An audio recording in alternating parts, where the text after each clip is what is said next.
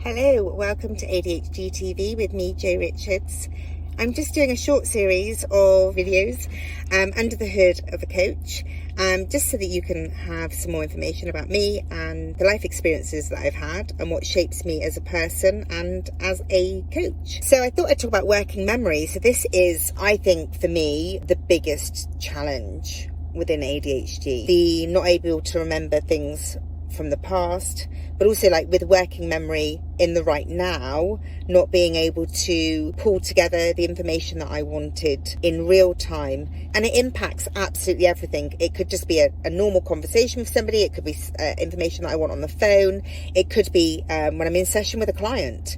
It's that anxiety, that low level anxiety that comes with not being able to have that categoric self-reliance on yourself and your brain. And that's how it feels to me. So I scaffold it. So I have lots of notes. I have files for clients. I always have, before I see a client, I have a 30-minute prep. So I can just read the notes and just kind of refamiliarize myself with all of the information. Doesn't mean it's perfect. I also have a process that I go through. I kind of ponder quite a bit about clients outside of sessions, and hold on, they mentioned that, what tool would be good for that, and I kind of try and make sure that I have that either printed or ready in their file under the date of the next session, because you can guarantee if I've done it 6 or 7 days before, I never remember on the day of the session. So I do kind of a lot of prep and that kind of thing, just so that I can feel more comfortable, so I can start to get rid of that low level anxiety. But also I think there's an element of ownership. So if it does happen, and when it does happen,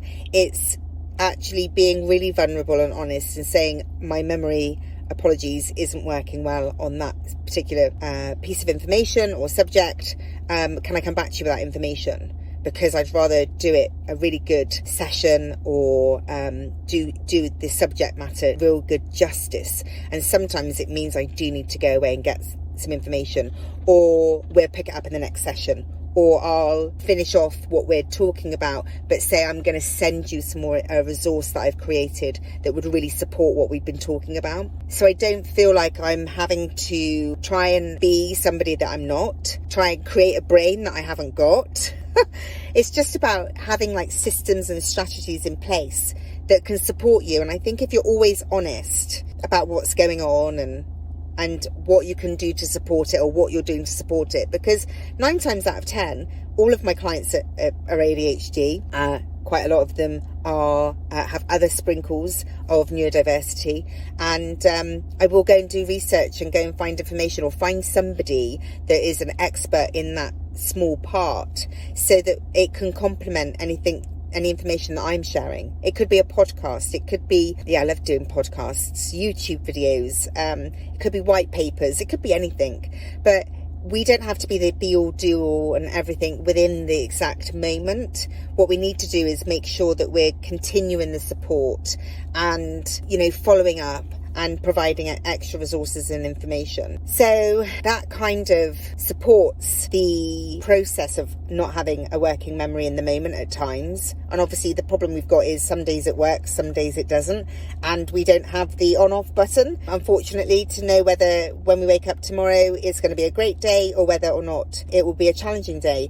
As a lot of you know, I did opt for medication, even though I don't even really like taking paracetamol. If I've got a headache, I'd rather go to sleep and try and get rid of it naturally.